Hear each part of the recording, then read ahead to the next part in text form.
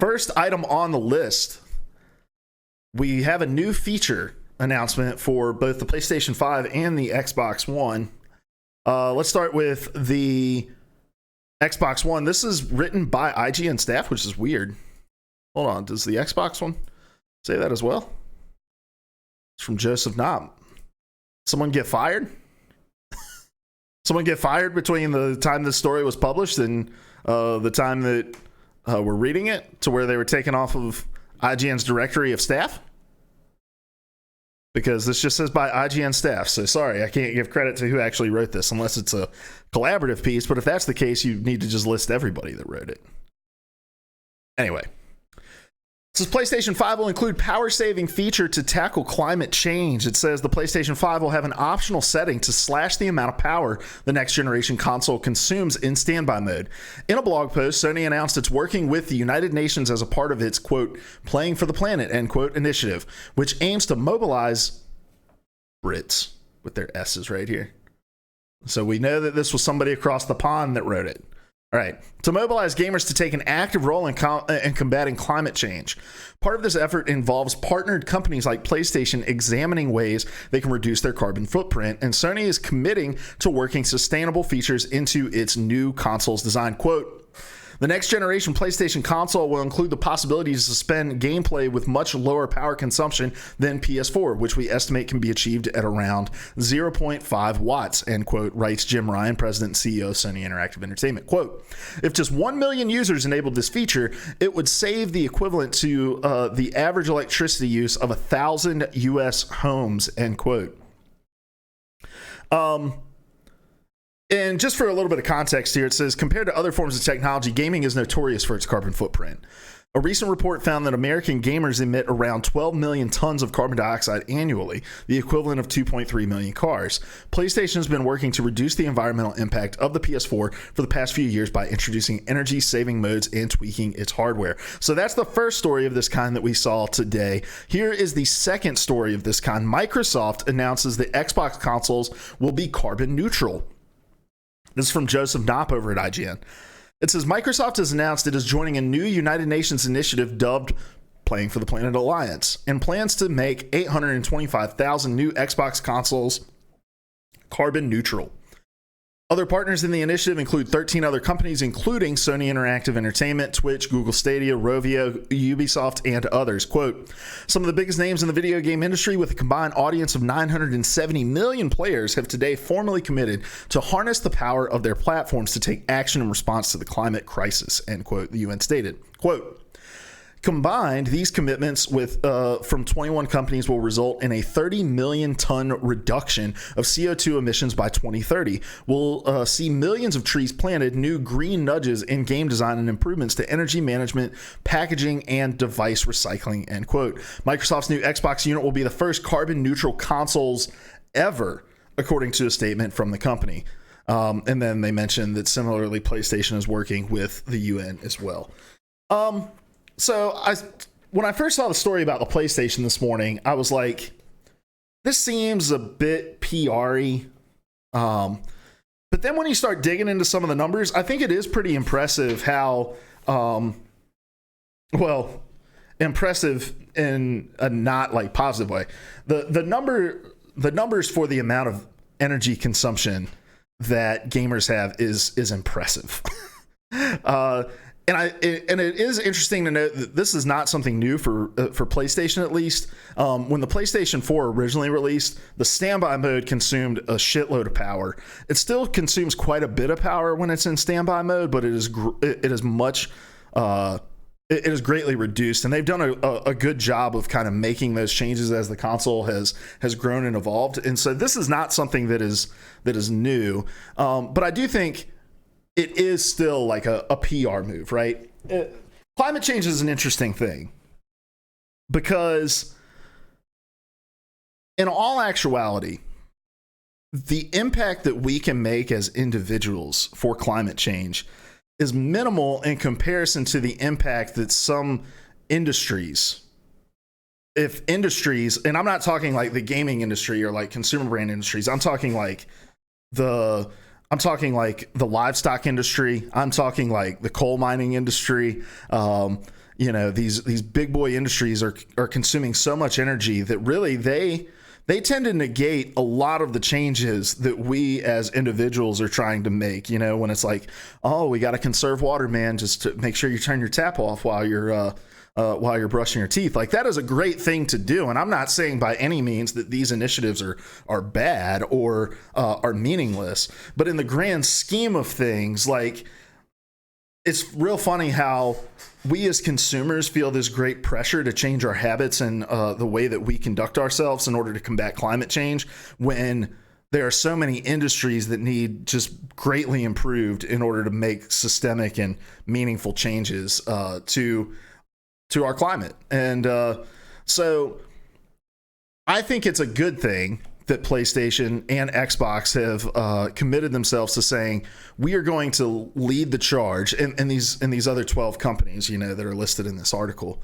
that we are going to lead this charge in our space to try to become more climate conscious about the way we run ourselves as a business. And I think that's important for a couple reasons. Number one, it perpetuates a conversation among their fan bases as to the importance of continuing to make changes in our own personal lives, because while they may not be hugely impactful, a penny saves a penny earned kind of thing, as we all work together to improve in these ways, the better things are going to become. So I think that's the first thing. But the second thing is Sony and Microsoft and Twitch and Google and Ubisoft, like, these are big companies with a lot of really big moving parts.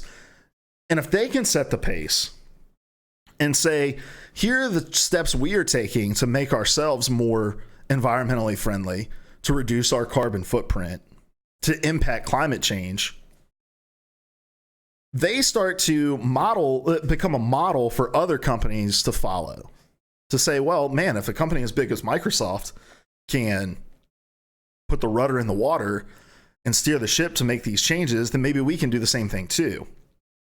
And so I don't want people to hear me say this is a PR move and just say, oh man, Luke doesn't think that companies should be making any changes to impact climate change. But as we saw in the E3 slide deck last week, that whole like social good idea, and E3 was really leaning into that and saying, well, we know that millennials and Gen Z, they're the most socially conscious generation of all time. They, care a lot about giving.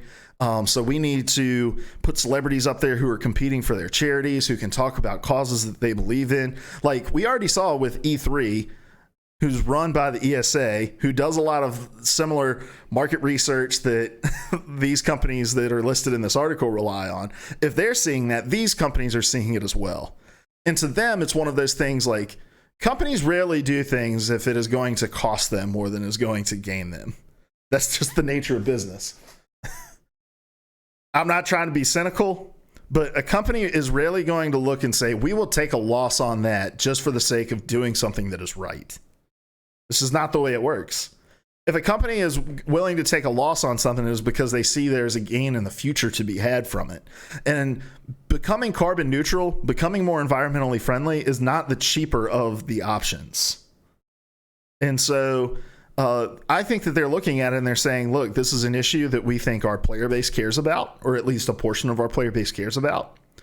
And this kind of messaging is going to push them over the edge to either make them become loyal to a brand or just continue to keep them loyal to our brand. And that's just basic PR. And it's like we said last week on PvA Radio. A good thing done for a bad reason is not necessarily a bad thing. And I'm not even saying that Sony and Microsoft and these other companies are doing this for a bad reason. I think they're doing it conscious of the positive impact it's going to have on their perception. All right.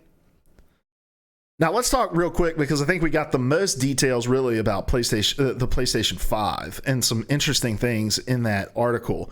Mainly the feature that is going to save power in standby is going to be optional. I thought that was really interesting. That players are going to have to activate that setting manually. Go into their own settings, toggle that on rather than, it just being default. And so I think that we have to ask ourselves, like, what are the trade-offs going to be within that? Like, what am I not going to be able to accomplish in standby that I can currently accomplish? Is it just, oh, it's going to, the console is going to boot up a little bit slower? Or is it going to be something bigger like, oh, well, it'll boot up faster, but you're not going to be able to do your downloads? Roy Speedrun says 90% of gamers don't even think about it at all. Why make it optional?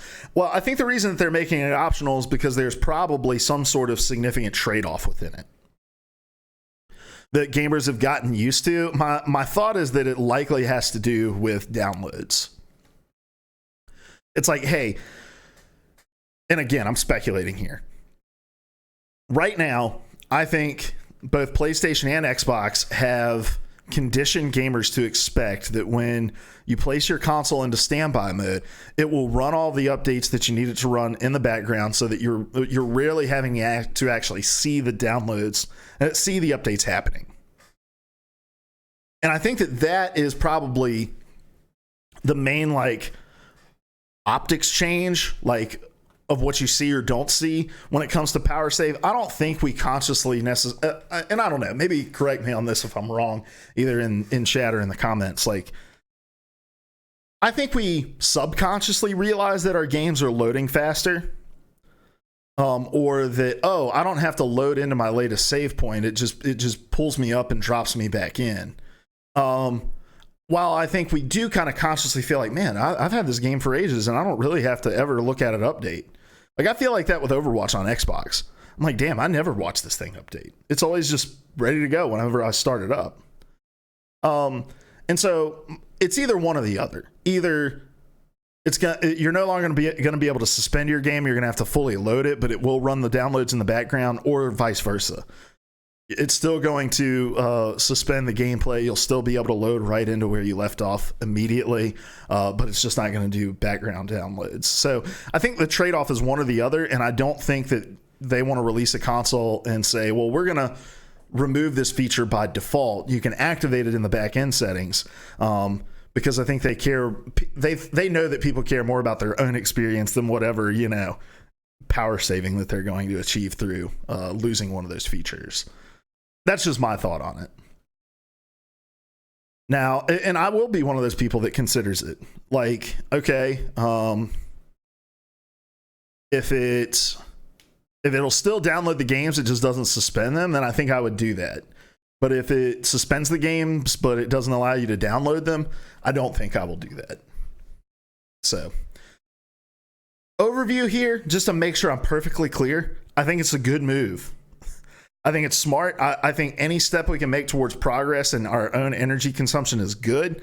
I think they understand the positive public relations perception that they're getting from this stuff. And then, those specific details about the PS4, we'll just see them as they come down the pipeline. It's been so fucking hot in this room. Like, really fucking hot. And maybe it's because I'm sipping on this beer and I get hot every time I'm drinking this beer.